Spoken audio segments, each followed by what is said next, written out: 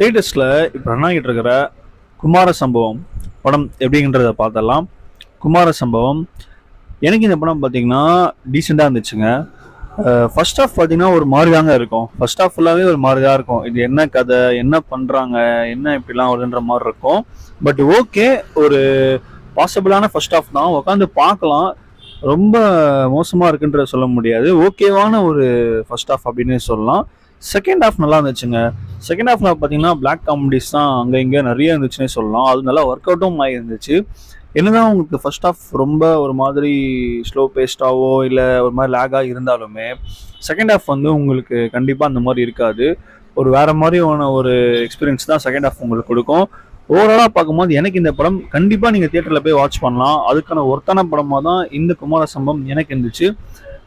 அவரோட ஃபர்ஸ்ட் படமாக இருந்தாலுமே அவர் சூப்பராக பண்ணியிருந்தாரு இந்த படத்தோட ஆக்டர். ஓவராலாக இந்த படம் கண்டிப்பாக பார்க்கலாம்.